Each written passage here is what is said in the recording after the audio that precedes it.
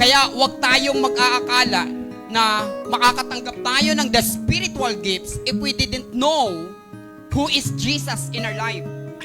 Kasi lahat ng tumanggap lang sa Panginoong Hesus ang siyang makakatanggap ng spiritual gifts. Kasi ang kasunod po ng pagtanggap kay Kristo at pagsunod sa Kanya ng totoo, sa Kanyang puso, sa Kanyang buhay, ang kasunod po nito ay ang pagkilos o ang regalong kaloob ng banal na spirito. Sa ano bang tunay na relihiyon? No? Meron isang katotohanan pong nananatili. Tumutugon ang Diyos sa pusong tapat na naghahanap sa Kanya. Ang katotohanan po is, no? Pag tayo ay lumapit sa Diyos, tunay na lumalapit sa Diyos, gaya ng sinabi ng Jeremiah 29:13, no? If you seek me, you will find me. If you seek me with all your hearts. No? Tumutugon ang Diyos sa pusong tapat at naghahanap sa Kanya. Alalahanin natin na may isang tao na imbis na bulaklak ang matanggap, koronang tinig ang ibinigay sa kanya.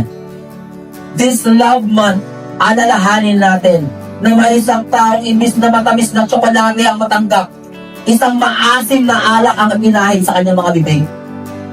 This love month, alalahanin natin na may isang taong imbis na makatanggap, na makabagbag ng daming mga liham at love letter, isang kalapastanganan at pagbibintang ang ibinigay sa kanya sa kanyang ulo. Kasi Jesus yun. Ang Diyos natin. God wants to meet you halfway. God has an unconditional love for you. Hindi ka totoong magiging masaya apart from the purposes and calling of God. Hindi ko alam kung ilan ang nakaupo ngayon na tinatakasan ng calling niya sa Diyos, na paulit-ulit ng pinapalo, pinupukpok, at paulit-ulit na nagpaparamdam sa iyo ang Lord. Hindi siya multo. It is His presence. It is the Holy Spirit, the one who talked to you. It is the Holy Spirit na nangungulit sa iyo. Hindi and I want you to reconnect once again to God. Kung sino man dito yung nakakaranas ng spiritual emptiness, right now, I want you to reconnect to God. Reconnect to Jesus. Because He is the only one who filled the void in your heart. Wala na pong iba. Sa tingin mo, napako kaya si Kristo para mahirapan lang din tayo? What do you think? O tayo lang ang nag-iisip na mahirap dahil kulang tayong magtiwala? So alam mo ba na kahit hindi ka pa handa, ang pangako ng Diyos handang-handa na? Amen. Alright, I will not say a lot of promises of the Lord this time. You make sure na basahin mo to, but make sure then that you will claim it and you will follow God. Sabi nga daw ni Paul, for no matter how many promises God has made, they are yes in Christ. Kasi si Jesus Christ mismo, ang pangakong napako. Tama ba? He is the promised person or the promised man na pinako at napako para mahalin tayo ng sobra at maramdaman yon at namnamin yon at i-treasure yun hanggang doon. Sapagkat hindi pwedeng ang isang taong maglilingkod kay Kristo o kay Jesus, hindi mo pwedeng hindi maramdaman na wala kang grow in your life personally. Kasi sabi pa nga natin, hindi mo maibibigay sa iba kung ano yung wala ka. Ang maibibigay mo lang ay kung ano yung meron ka.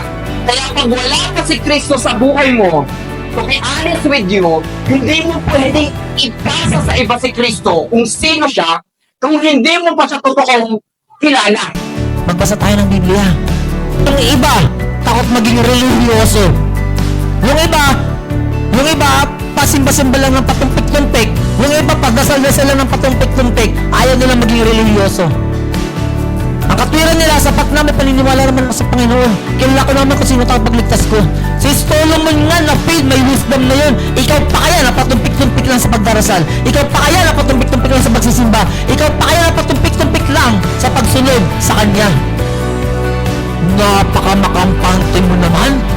Na kapag umabot po ang testing, ng Panginoon sa atin, ang bawat isa ay matatag na nakatayo dahil ang pananampalataya nila ay ang Panginoon. Hindi nakasentro sa sitwasyon na pinagdadaanan nila, kundi nakasentro sa pangako ng Panginoon para sa atin. Kundi nakasentro sa mga bagay na gustong ipagawa sa atin ng Panginoon. That's why we need to be obedient. Na kapag dumating ang pressure, na kapag dumating yung mga challenges, yung mga struggles, hindi tayo nayayanig ng mga pangyayari ito. How can we guard our hearts? Fill your heart with God's Word. Sa dami ng mga salita na binibigay sa atin ng Diyos, hindi na tayo nakakalusot at wala na tayong reason. Alam niyo kung minsan bakit tayo nanghihina? Dahil wala na po tayong feeding from the Word of God. Alam niyo kung bakit parang hindi na tayo nakakakuha ng kalakasan sa pamamagitan ng ating pananalangin? Because kulang po tayo sa pagbabasa. Alam niyo kung bakit minsan parang hindi na tayo maka-devotion, hindi na natin alam kung paano kausapin ng Panginoon? Because we are lack of the Word of God. Yan yung pinaka-ugnayan natin sa Panginoon, yung salita niya.